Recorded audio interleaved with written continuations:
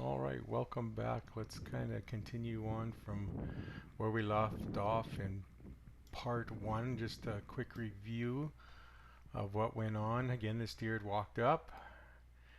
He was standing facing me, and I should have known better than take the shot, but I guess I didn't listen to myself on this one, and I was a little anxious to get myself a deer this year. So I lined him up and shot, missed. I went over, I stopped filming here. I reloaded. Um, I wasn't sitting in a blind or anything. I was kind of sitting at the end of a log pile. So I just kind of got up and I walked over and checked. There was no blood, no hair. There was a clean miss. I probably wasn't even close. But anyways, that's what happened with that deer. So I thought I'd just do a quick review on that and we'll continue on. Well, this brings us to the morning of day 5. And I decided to go back and sit where I'd seen that buck the day before, where I'd missed that buck the day before. And I just barely got there, got set up, and up come these two here. And so it was a doe and a buck, and I thought, well, I'll just kind of film. If you recognize this buck, he's the guy from that was over at the bale or my blind where I was the other morning. So he had made his way over to this bait, and they were chowing away and along, so I decided I'd just sit there for a while and kind of keep an eye on them and see if anything come up, and also came along to the bale and stuff like that. Again, I was sitting exact same spot where I was the yesterday when I shot at that other buck, and I was hoping to see something bigger come in, but unfortunately nothing did this morning. So I thought, well, I'll just watch these for a while, and then we'll probably move over to the other blind again, because I had a pattern I'd kind of move around and stuff, but I'd go in after this and then warm up. So it was still in that minus 15, 16 range, and with a bit of a wind coming out of the west. So where I was sitting was on the west end of a log pile, and it was blowing right on me. So only made it a couple hours there. So, but we'll take a look at a little bit of footage of these guys, and then we'll move on to the next set.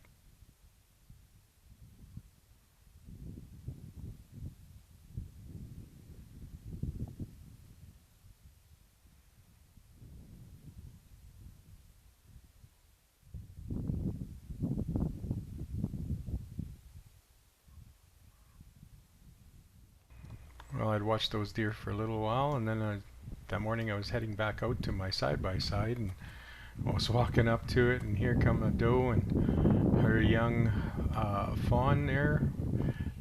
They were walking right up behind my side-by-side, so I stopped there, and I was taking a look and seeing what was going on, and I watched them for a little while. They came up just about to the back of the side by side, and then they just veered off in the bush. They were on their way to get some of that bale that was out in the field there. So kind of cool. They're not too scared. As long as they can't smell you and you stand pretty still, they'll walk right by you.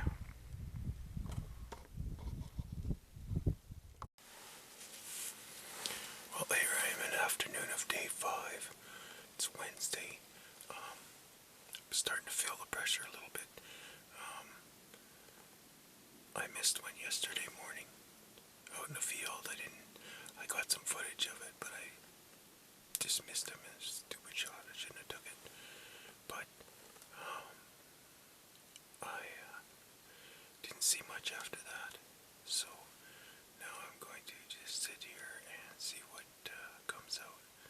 Here, I can't hunt tomorrow. I got some things I gotta do while I'm up here in Saskatchewan, so I'll do that tomorrow.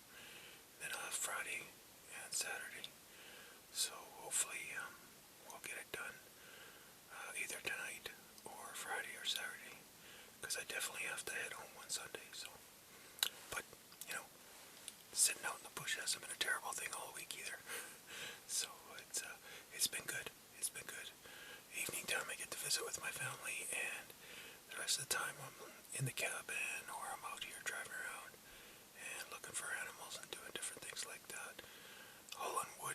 that stove, so lots of good exercise and good fresh air. So never a total waste, you know. But I imagine I'll have something. I might even take a doe on the last day or so, just because put meat in the freezer. So, but we'll see what happens. Stay tuned.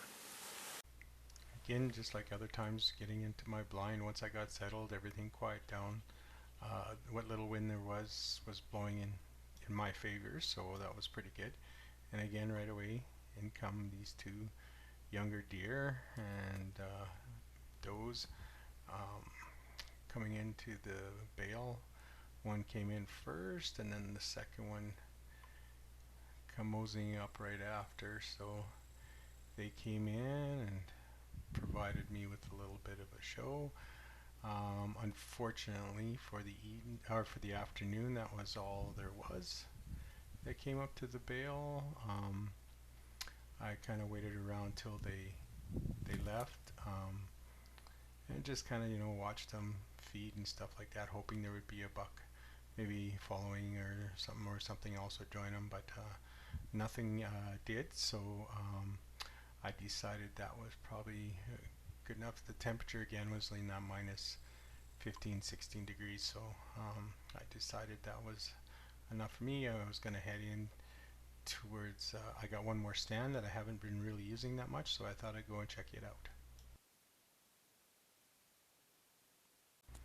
So for the evening sit on day 5, I decided I was going to sit. I have a blind that's not too far from my cabin, so it's walking distance. So, and there's a bale there, and in fact, you can, if you look down the right way from the cabin, you can see it sitting there. So I decided to go sit in a chair just back in the trees, out from this blind. I sat there for a while, and it was, like I said, fairly cold. The evening was getting cold. It was getting, towards evening time, so I decided I'm going to film here for a little bit. And then when I was filming, I was watching and sitting there, and then all of a sudden the low battery started to flash. So I thought, well, I'll put another one in, and I didn't have one with me, so being I was in walking distance within the cabin, I decided to go ahead and take off and go see and warm up a little bit, and then come out for the last 20-25 minutes. And I got back to the cabin. I was warming up a bit, and I looked out the window and down the road by where the blind is set up, and I seen a doe sitting there. So I got my stuff back on, and I started to walk out, and of course I just got a little ways down there, and out come a buck, and the doe seen the buck and decided to run and up onto a bank. And of course I didn't have a battery or a camera, like I didn't have the camera with me. I was just getting a battery, so I didn't have time to film it. It's the story of my hunting life. I can get the misses on camera, but I can't get the actual shooting the deer on camera. But anyways, I ended up he just ran up on a bank about 60 yards from me, and I shot, and I put him down right there, and it was a nice 5x5, so it turned out really well and stuff. So I'm just going to show some pictures, or a picture I have of it. And it was getting late and it was cold, so I only took one picture, and I wanted to get him in the shed in my brother's garage there, so we could get him all properly looked after and gutted and everything like that. Well, that's another edition of the Fat Archer. That was my trip to Saskatchewan for whitetail deer. Again, my dad and my brother were very instrumental in me hunting up there, because once I do set up in the fall, they will take out the grain, the bales, and set everything up and stuff. So it makes it kind of easy for me when I get up there in November, which I really appreciate. My brother ended up getting a super good deer, 4x4, one of the bigger 4x4s I've seen, with a thick base, nice good sized tines and everything like that. I'm in the process right now of doing a European mount for him, and so I hope to get that done. My 5x5 was good size. My dad got a 4x4. It was funny because we both had tines broken off our deer. So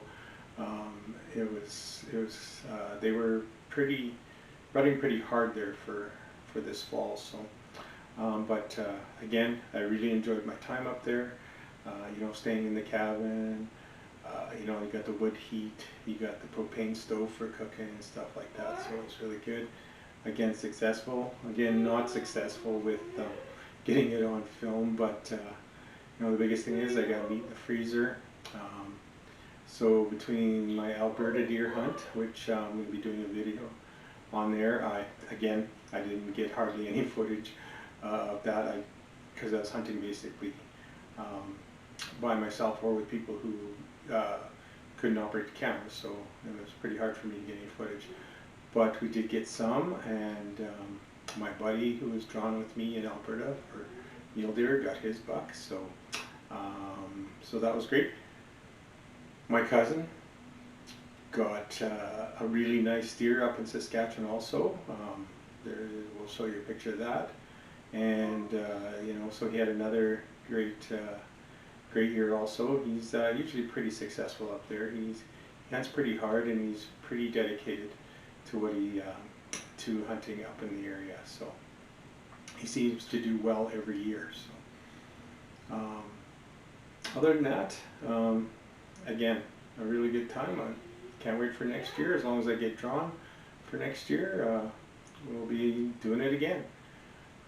Again, very blessed to be able to go hunting. Again, thanks to my family who are missing me in the spring, in April and part of May for my bear hunt, and then in the fall when I go up in October to set up for my deer hunt. So they put up with a lot of long weekends of me being gone, at Thanksgiving and Easter. So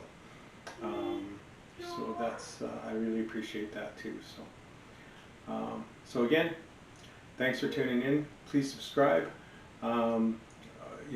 Hopefully we'll get next year we'll get more than the misses of deer on film, and maybe we'll get actually some deer being